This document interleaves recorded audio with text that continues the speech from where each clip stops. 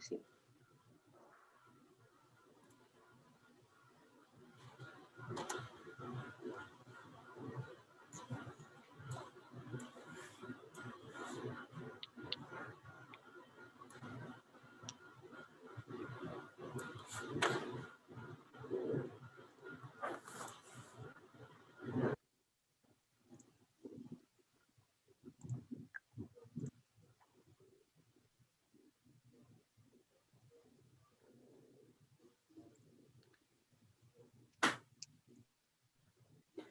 Good morning, everyone, and welcome to Art of Theater Presents Hamilton.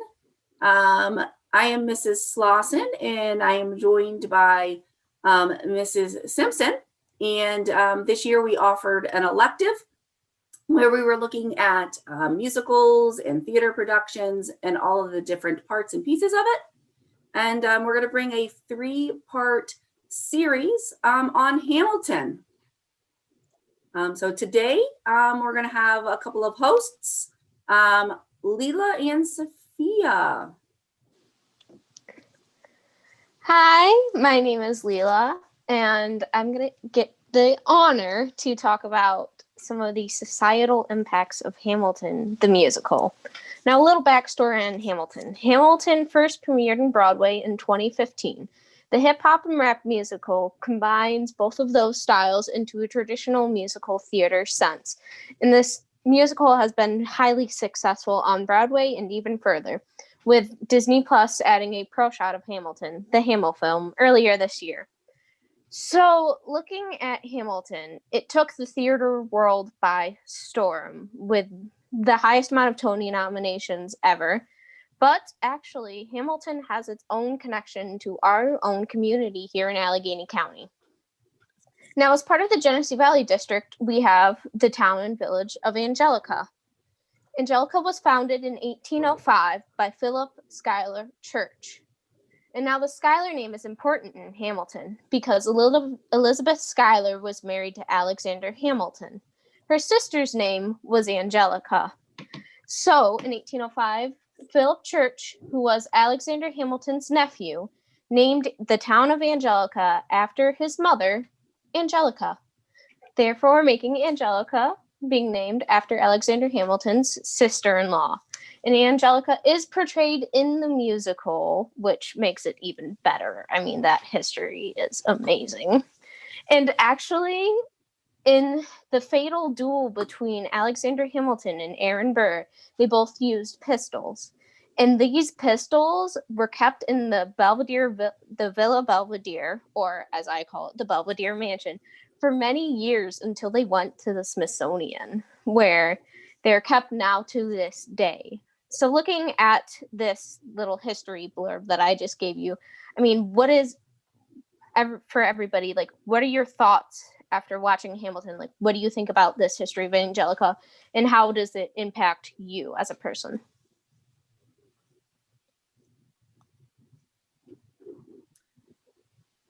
I can say that, just growing up, 30 minutes south of Angelica, I had no idea about that history until I started to work in Belmont. And then even then, I think it was a few years before I connected that I was driving by Schuyler Street every day before I actually made that connection. So I didn't realize that. And I grew up just, like I said, 30 minutes away. So it was kind of eye-opening when I made that connection. Yeah, I am not from this area, but I'm a huge lover of musicals. And I didn't realize that was the significance of the street names. So even after I had watched the musical, I didn't make that connection until we were starting to chat. And I think it's really neat that a small area like this has such a big significance in our history. So I've never lived anywhere except for Angelica. And I remember, like, the first time I played Hamilton, like, in the car with my dad, he was like, oh, like, he made the connection also, and I think that was cool. And then he showed, like, this big book of the history of Angelica, and it mentioned them a lot. So then, like, reading that, I got to see, like, Hamilton and like this amazing Broadway musical, and then making like a connection to myself that like Angelica was here once and so was her son, and like that history, and just like connecting it to myself that like we're in the same place that they were, I think was like really cool for like 13-year-old Sophia. And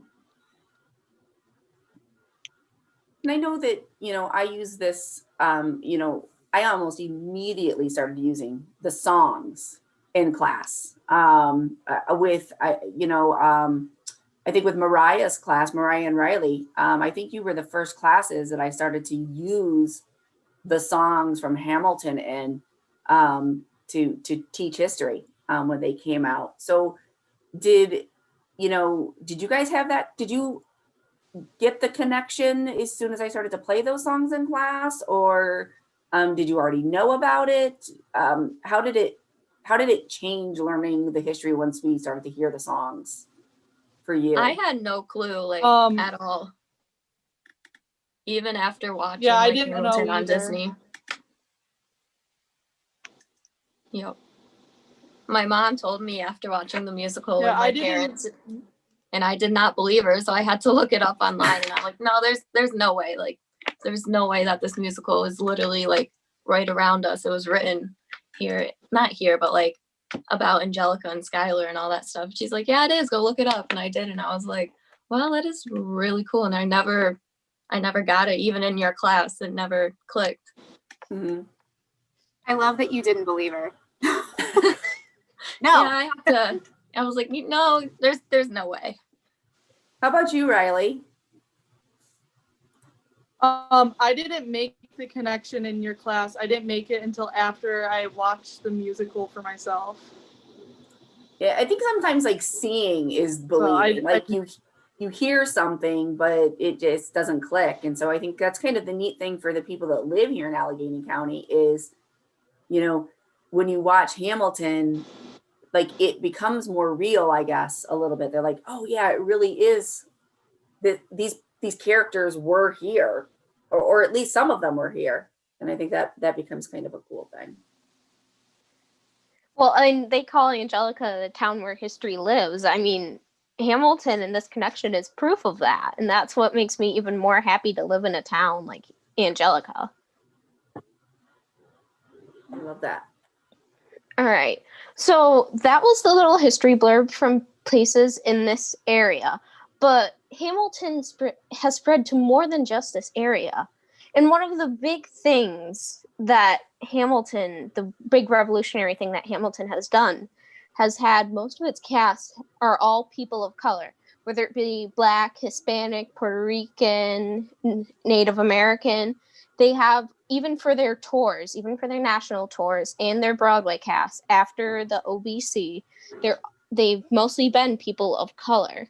And it wasn't on purpose. It's just when casting all of these roles, it just happened to be that they all were on people of color. And then it became having representation of everyone in theater, which you don't see a lot in theater nowadays.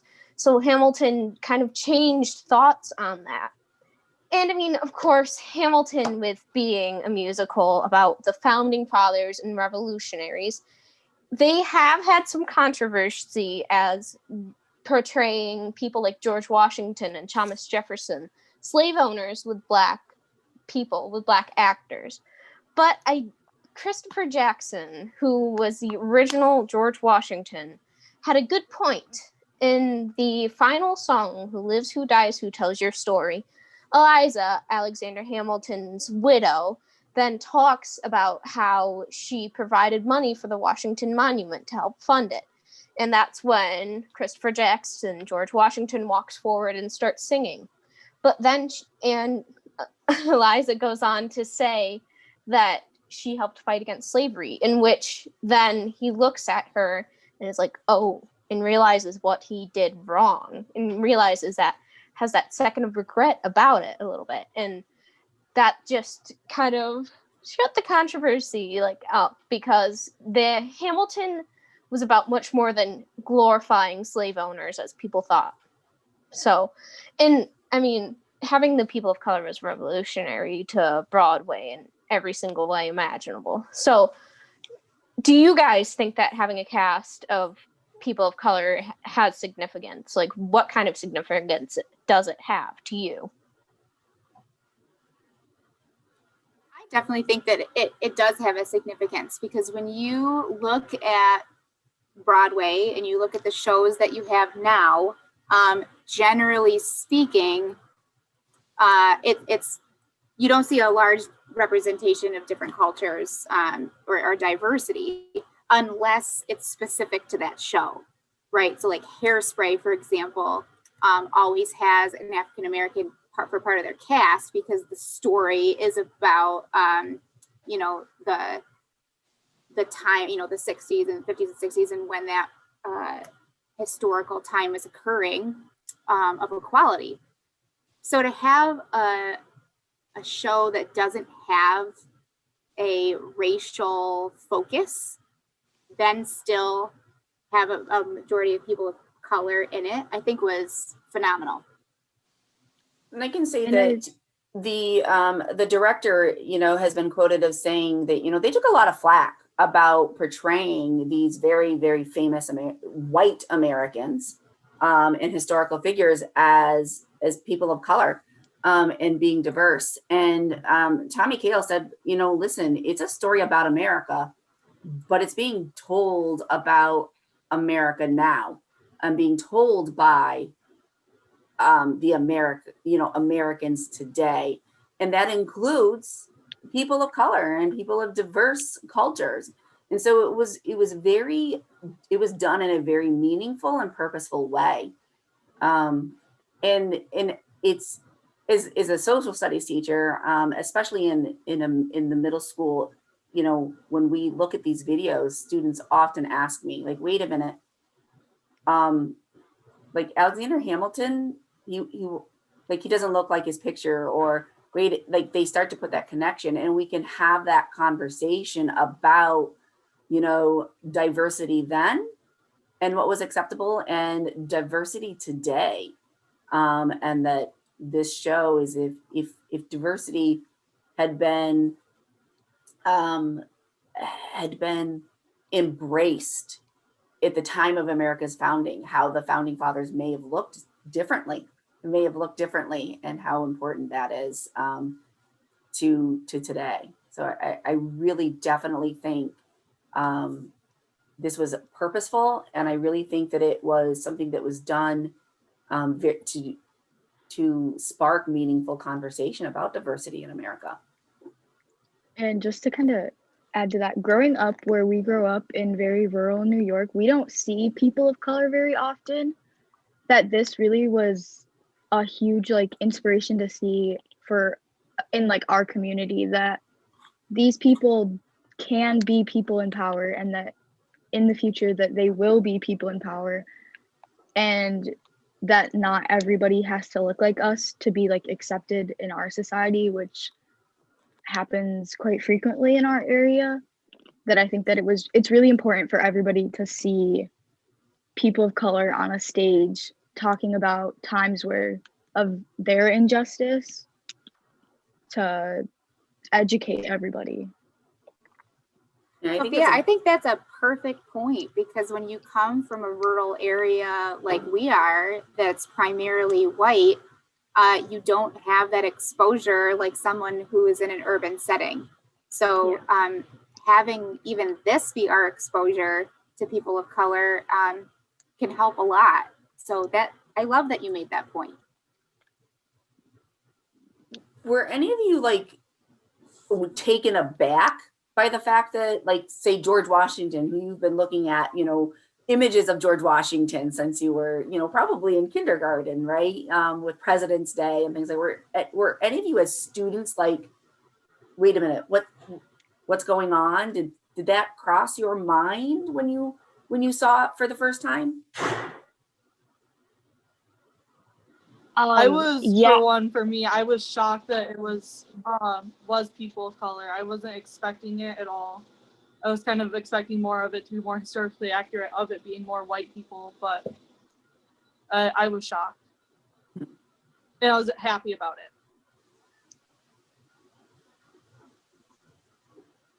Molly, how about you? What were your initial thoughts? Yeah, at first it was like different because you had to kind of put two and two together with who was George Washington, because it's not like how you would think he would look. And it was kind of just interesting. And you brought up a point how you said like the founding fathers in Hamilton are going to look a lot different, but our world looks a lot different than than back then. I mean, there's so many differences. So I think that Hamilton, that the characters are kind of not what we expected. It's kind of like our world now, because I don't think back then that's what they would have expected for us now. Mm-hmm. All right. So that was like how the people of color revolutionized the world. But Hamilton also had, you could argue, a greater impact on Broadway, not only with the people of color cast, but this musical blended hip hop and musicals together in such an amazing way. There was actually Daveed Diggs, who plays Marquis de Lafayette, has the fastest rap in Broadway history. Has the fastest rap, 7.2 words per second. And so it was a big thing to have this new kind of rap musical. It was revolutionary, like Wicked was back in the early 2000s, with bringing pop more into musicals. But so also within that hip hop edition, it brought in a wide audience. It wasn't just theater lovers that came in to see Hamilton. Vice President Mike Pence saw it earlier, and so many different celebrities have seen it. It's crazy. It's been mainstream media, which Broadway has not had in a very long time. In July, with Disney Plus putting in the pro shot of Hamilton, it made theater even more accessible for people, where you only had to pay a couple dollars a month so you could watch it, which, let's all realize, half of Disney Plus's revenue is now from theater people who wanted to watch Hamilton.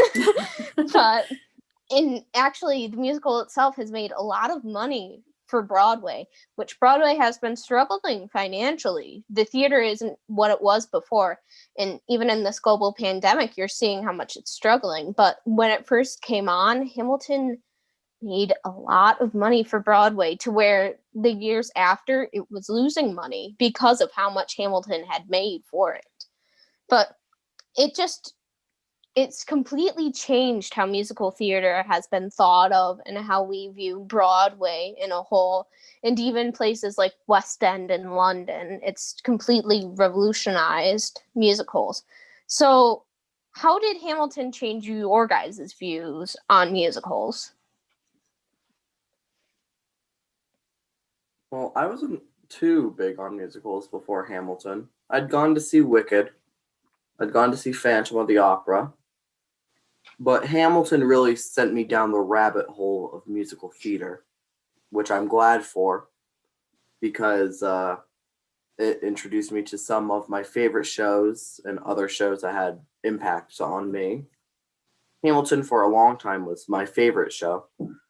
Hamilton really opened the door for me for musical theater. It led me to finding musicals like Dear Evan Hansen and Heathers. Hamilton was my gateway into the world.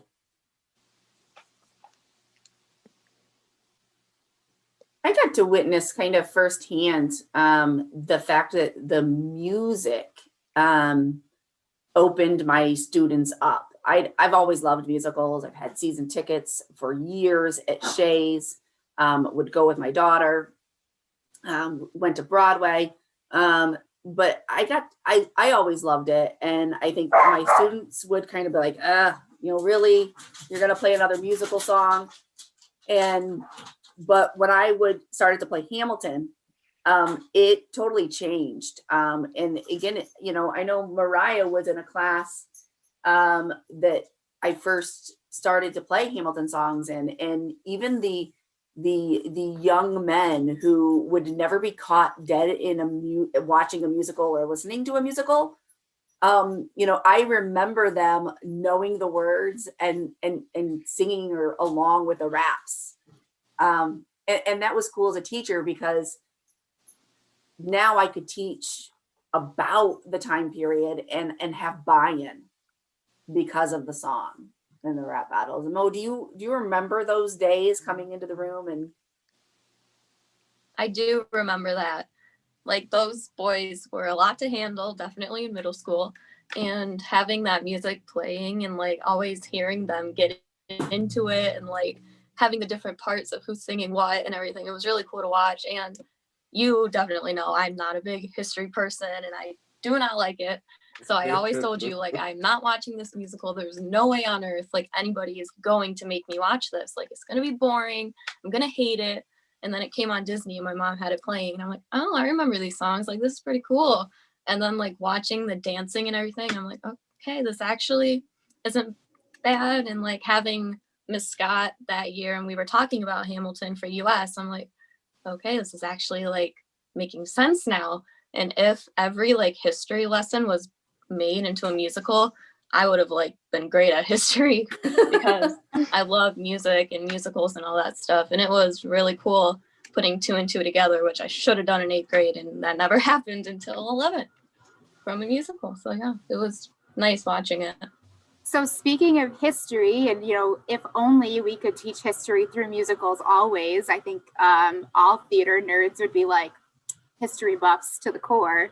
But the question then becomes like, how historically accurate is it? And so with our last few minutes with us today, we're going to go through some of the historical accuracy, and Sophia is going to lead that conversation. So Sophia, I'm going to let you take it away to finish up today's episode.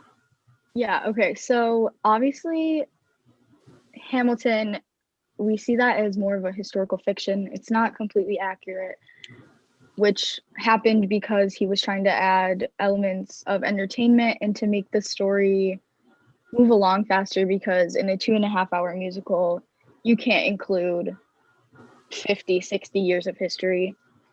And I think that he did a very good job. Lynn did a good job about making sure that a lot of the key points were accurate and that he was able to teach, but he also had to change some things to make Hamilton entertainment and not like you're sitting through a 2.5-hour history lecture. So the first thing is the accuracies and how Hamilton is historically accurate. There's a lot of things. We are doing a live episode from the Art of Theater right now, so it's pretty cool. I don't know, that's okay. That's all right. Yeah, you too. If you get a chance while you're working out, pull it up. So there are a lot of accuracies, but there's also obviously a lot of inaccuracies. So just for you guys, how do you guys think that Hamilton is accurate and can be like taught and used as a tool? I think Mariah hit on a really great point, was that she didn't always get it. And, history is not her favorite subject, and that's okay. Even though I was her history teacher, it's okay that it's not. But the fact that even with its inaccuracies, it at some point engaged her to want to learn about it and want to know more about it. I think that's the key to unlocking and getting that engagement. And I think that, looking at, so what is accurate and what is inaccurate just further pushes your knowledge, and it forces students to research a little bit and to not always take things for face value. What you see on TV or what you see on social media or what you see on stage, did that really happen, or is that part of the story for entertainment? And so as a teacher, I'm okay with inaccuracies if it motivates students to look at them. I mean, I know that a little fun factoid is in Your Obedient Servant, Alexander Hamilton tells Burr that he sends him 30 years of disagreements. And he, in real life, he actually did. He sent 30 years worth of disagreements to this guy. But and it's the little things like that you want to know. Is that true? Is that really real? and that leads to the further investigation into like seeing what was real and what wasn't. Nathan, Yeah, you shared. Yeah. Nathan shared a similar. Hamilton knew what he was doing. He was a character, all right. He he knew just how to tick off his opponents enough without going overboard.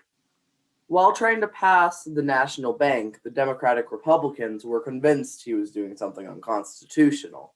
That doesn't sound like anything right now. So they forced him to write everything that his department had done and send it to them with an insane Like due date. a due date that would have been impossible to complete. And if he didn't complete it, there's no way the National Bank would have passed. Hamilton then proceeded to turn it in 2 weeks early because that is the type of person he is. And I think it's cool things like that you learn about Hamilton and his ambition and his need, right? That I think pushes, and hopefully inspires students to think that, I can do more. I don't have to wait to the last second to turn something in. I'm gonna turn this in 2 weeks early. Kind of like Mo's like, no, that's not happening. Maybe 2 hours. Right. But I think that I do think that it's a great teaching tool because there are so many lessons, to be learned from it. Whether they're about, perseverance or diversity, or actual historical events like the National Bank being so controversial, and political sides and adversaries really going at it. I think there are a lot of things to be learned. And there's a lot of things to be learned from inaccuracy. Yeah, so kind of one of the big inaccuracies that is portrayed is like the Schuyler sisters and just kind of their story, especially Angelica. And a lot of them are just their history and their story is very inaccurate.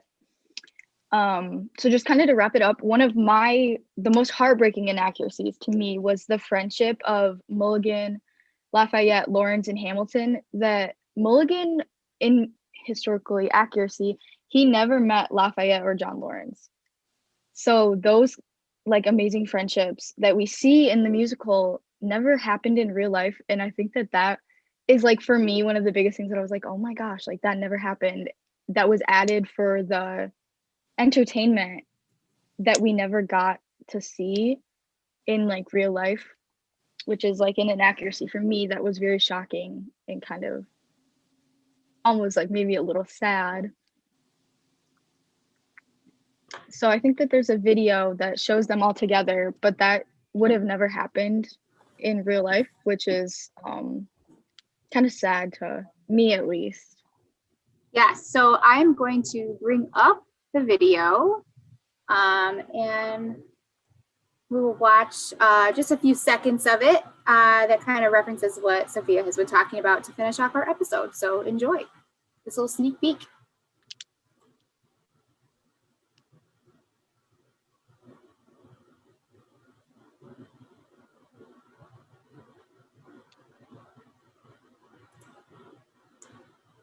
And because I'm a newbie at this, could everybody hear that on your end? I couldn't. Nope. But they do That's such what I a thought. good job of, hugging on, like the acting is so well that I get the point that these four are being portrayed as very close friends. So, Well, okay, just so that I could, so this is a learning show, right? This is a Right. school but where we're all learning, and this is a perfect learning moment for me as the teacher, as the tech integrator for the building. Sorry. So we're gonna try this again. Right. School, but where we're all learning. Here we go. and this you hear the echo though? Learning moment for me as the teacher, as we're just gonna let you watch, and I'm gonna problem solve that for the next episode. But like Miss Lawson said, you could see the relationship there. And so that really was the whole point. And I'm going to learn how to do that for our next episode. Sorry, everybody watching. I have to agree with Sophia. I feel like like the friendship, you watch it and you just become invested in it. You know, you become so invested in their friendship. So it is a little sad that they didn't actually really have that friendship. So I want to thank everybody for joining us for our first episode from the Art of Theater about Hamilton. And we will be back next Friday, same time, same place. And we'll be talking about the choreography in Hamilton and the bullet. And that's all I'm going to say about that. You have to join us next week to hear what we're talking about. So hope everybody having a wonderful day. And we will see you next week. Bye, everybody.